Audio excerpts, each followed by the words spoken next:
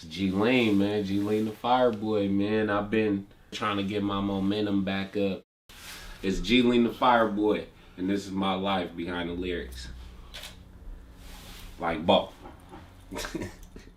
Came to pick my brain a bit of this. I ain't no lame to this. I could have you gamed up in several different languages. Plain to see I'm dangerous. FireBoy don't play with kids. It's flammable as gasoline and kerosene. Take a swig, then I lit a cigarette. Now watch me spit a lava rock. Folks call me a arsonist for burning down a whole crop. I'm flyer than a whole flock of pheasant when the snow stops. That's why they wanna push me up and suck me like a blow pop. Finally I got What's your name? G-Lean. Also known as Gordon Limbrick. You know, only a few people know me as that. Or they just call me G, man. I was born in Berkeley, California. Alta Base Hospital, raised in Oakland, California. Probably as far as back as I can remember. It's my grandmother's house in Sobrani on La Prenda Drive. Like, that's kind of like the beginning, the very, very beginning of where I can remember in my life. And we was staying with my grandmother, May of the best. Shit. I don't remember too much. I just know I was little. Shit. I was in the back room with my mama and my brother, Renita and Ramon. Well, my brother Ramon, my sister Renita was towards the front room, in the middle room. If you from Sobrani, you know how them houses set up. So it was like a lightweight shotgun house, but you know the kitchen was to this side, and then it was 2 bedrooms, one more bedroom to the back. So y'all know how that go. Shit, I guess after my mom and my dad I went through they breakup, cause see they broke up when I was little. I was too young to remember, but I always known my father. Always known, you know. I just never known them together, you know. So shit, I remember from there we moved out of Sobrani. We moved to 99th and Cherry. That's my little brother was born, Gary Hawkins. Yeah, my mom hooked up with his dad and had little bruh. We was over there. You feel me? And mom's was on Section 8, so you know we blew all through the town. From there we went to 28th. You know, and this is right around the time my oldest brother, Ramon Curtis, aka Adrian Man of 3 Times Crazy, he was doing his thing. Him and his partner, they started off as 2 Raw. You know what I'm saying? And a few of our cousins was they backup dancers and shit. They was in the garage rehearsing and shit for the Bong Show and shit on Soul Beat. Hella little shit, right? So, shit, kind of fast forward a little bit. The last place we moved after that was 73rd and Arthur. And during the whole time though, you know, we always was back and forth to Sobrani. We had to be there, you know, while moms worked and all the shit. So, you know, I had best friends and shit in the hood, but I was always everywhere else in and out the hood, you know what I'm saying? So, man, I always got out and about, man. Everywhere we was at in Oakland, I always got out, man. I know people from Sobrani to West Oakland. Like, I know people from everywhere, from all life experiences, from living in the dubs, living in the 70s, living in the 80s, you know, shit. We even moved to Antioch at one point in time. You know, I stayed in Antioch for 3 years.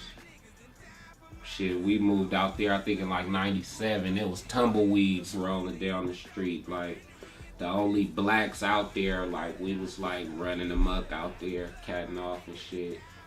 And, you know, getting over on the system. We was like the little rebels out there. Now they turned up in Antioch now. Left a cold little legacy out there, and they made a name for themselves. Big up to Antioch. But yeah, I came back to the town. when I was like 17, that's when I came back to the hood. And I went to I stayed with my other grandmother, my dad's mother, who lived around the corner on Raposo Drive, towards the back of Sabrani. You know what I'm saying? And I came back to the hood, boom. You know, reacquainted with a lot of all my friends from when I was hella little and shit. And, you know, met a few other people. You know what I'm saying? And shit, that's kind of where like the whole affiliation really started. And then like in Sabrani, I had a bunch of family, so I really only hung out with family at first. You know what I'm saying? Until my cousin E Famous, aka Eddie Payne, man, he took me to the Lighthouse to get some weed from my nigga Fat Kid, you feel me? Chevy Crocker, you know what I'm saying? And that's where that shit began. Like, I was slapping that, throwing up the limb, so you know it's me, all that. The anti-sober. So I was like, damn, niggas rapping in the hood, like that was crazy. You feel me? And then Chevy put me up on a lot of stuff that Cedar was doing. Cause Cedar, he was doing hella time and shit back in the day. You know, and to fast forward a little bit, you know, me and my younger brother, we started a rap group, The Staff, you know what I'm saying? And we went by The Staff, and shit, man, we kept it lit. We was doing the shit, and then I went to jail. So, went to jail, ended up taking some time, going to prison. You know, I got out, shit. I got out like damn near a year later. It was the same day Oscar Grant passed. Yup. It was the same day. And I remember because I had tripped when I had got out, they was always talking about Oscar Grant this, and I had never, you know, seen his face or whatever. And then like after being out for a minute, I seen a mural of him, and I was like, I know blood. And so when I actually seen like his actual picture on like a piece of paper, I was like, damn, that's crazy. Cause you know, a few months before I got out, we was just sitting at the same table together eating, you know, during child time in the pen, you know, San Quentin. That was crazy to just bounce out on the day he got murked. Back to the 3 times crazy shit. My oldest brother, he was doing a 2 Raw thing. You feel me? Then, you know, getting in trouble and shit, meeting other people. You know, he ran into Keek. They became hella cool. Boom. Keek was basically like the hype man for 2 Raw. At first, they was like they was making they was cutting off their jeans and shit, making beanies and shit, and putting graffiti on them and shit. Like rocking the Henry J. Kaiser Center and shit. So like when I would see that shit on TV, like Soul Beat and shit, that shit would be, I was like, damn, bro, really like, he doing it, you feel me? So what really made me actually fuck with the music, because I really wasn't too interested in when he started doing it. I was a wildlife kid. I played in the dirt, the mud, salamanders, frog. I'm in the creek. Like, you know, I'm riding bikes, hitting ramps and stuff with my partners, like, all over East Oakland, everywhere. Like, doing all kind of stuff. So, that's what I was doing. So, when I moved to Antioch for a minute, I was, like, running away from Antioch. And I used to come to my partner house in the 60s when I was going to Markham. So we actually grew up to be longtime friends, no matter where I went. So them niggas lightweight started a little rap group when I was in Antioch. So when I used to run away and come out here, I came out here one time. These niggas like, we rapping, and I'm like, nigga, what? Nigga, you got like fucked up. So it's like, shit, my brother do the shit, like, you know, and you know, it's so I'm just like, fuck it, it's in me. I just wrote my first rap, like, fuck it. One of the members of our little thing, my partner E, he moved away hella long ago, never came back. And me and my longtime partner B, Brandon Scott, that nigga, he ended up moving like when we became adults. But me, him, and my nigga Mike B, shout out Mike Billions. You feel me, from the city, we started a group called Echelon, you feel me? And it really means like echelons, like an echelon, like an army style type. We was doing it for a minute. We was rocking like little Sweet 16s, you know, house parties and stuff like that. We was doing that, you feel me? And you know, just listening to the local rap cats. You know, at that time when we was trying to be, we used to try to be dope. Like when it came to rapping, like every day was elevating. Like, I need a story to tell. Like, that's why my lyrics ain't as good. This when I was like 14, 15. Like, and I was like, well shit, I ain't really did shit but went to school. So that's all, like, so that kind of got me out there wanting to fuck around and, you know, want to smoke weed and shit. You know, I still wasn't a bad kid, but I'm saying, like, you know, that kind of, like, fast forward growing up, you know, just having to get money and stuff like that. And, you know, I started having kids early, so that was the kind of the excuse that I had to start hustling. That's kind of the decision that I made once I started having children. Just jumped out there, 18 years old. I ain't really did too much, you know what I'm saying? Basically, after when I got out of prison, is when I really wanted to take it serious. And you know, that's when the town was really jumping. I think the hyphy movement was up and moving real heavy, you know, things of that nature. And matter of fact, Mingles was the shit. You know what I'm saying? And my nigga Fat Kev, you know, he used to always try to get me up there. You feel me, to do shows and shit. Him, my nigga Ro, you know, Lil Bobby and them, they used to always try to get me up there. Cali Black, all them, and I'd be catting off. You feel me, stop answering the phone, hella shit, because I'm on the block. I'm over there on 62nd. That's when I really established myself over there on 62nd and Hayes Street. Over there where Filthy and them be shooting the videos and shit now. That's when basically I start fucking with all of them. You know what I'm saying?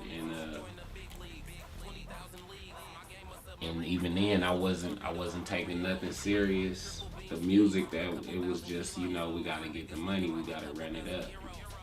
So that's what I was trying to do. I had really found my niche with the trees, you feel me? And I was, you know, throwing them zips. I had a little Mexican connection that put me on like whatever I needed. So I was able to do my thing. And it was kind of like the cream of the crop. It was the best of what was going on, or it was the type of shit that could hang with the top shelf shit of what was going on at the time. So, you know, but that's when the nigga got hit. You feel me? And went to that thing. I had a pistol in the house. It was an on and off thing, because it was like, okay, I got out. You know, and it was like, damn. I wasn't really hella motivated to get no job, so it was like, you know, I might have dibbled and dabbled a little bit, but I was too spooked to do anything. So it was like, you know, boom, my pops, he owned his own like security business. And even though I had a felony, he would put me on regardless. You know, he wasn't tripping. You know, he would put me up at any site, like an armed security guard like this. So I learned that business for a long time, you know, and that kind of funded a few things. And then, you know, I was like, shit, you know, the weed started getting more legal and legal every day. So start just really getting back into everything, but really not doing too much street hustling, not being out there like that. Kept a little job, you know what I'm saying? Like how the OGs taught us, you know, OGs, they used to get off work. You couldn't get your shit till after a certain time at night, and you gotta get them right when they get off, because they going in, that phone going back off, and you know, shit like that. When you had a connection back in the day, it was like that. So I kind of moved like that a little bit. I didn't fuck with too many people, you know, and you know, I always been a wiggler.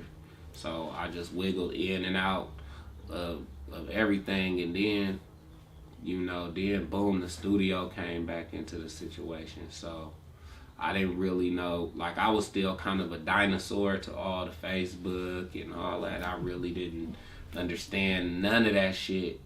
So, you know, the computers working, all that shit, I wasn't really fucking with that shit. So, you know, I started learning little by here and there. You know, boom, once I got back into the lab, like, and this the first time I ever paid for any studio time or anything. Like, I never, like, I recorded back in the day with my folks, but, you know, I had never paid for studio time. We used to just get in the lab and vibe, and, you know, while he doing the I'm writing the beat. I mean, I'm writing the lyrics, you know what I'm saying, while he actually creating the beat. So that's how I was used to doing shit. So after all these years passed, getting back in the lab, it was like, okay, boom, still didn't understand everything. So this kind of why me and my younger brother doing the staff thing, and you know, he kind of ran, you know, he was like in between us and the millennials. So he kind of ran all the little websites for our group, and he did a lot of booking the shows. He did all that. He just kind of did it all, because when I was in the pen, that's what he was establishing that already, you know, doing a lot of recording down at High Road, you know, fucking with D-Lo and everybody who was up and coming at that time, Beta Weeda, you know, he was doing a lot of recording for Shady Nate. He did some shit for Jay Stallion.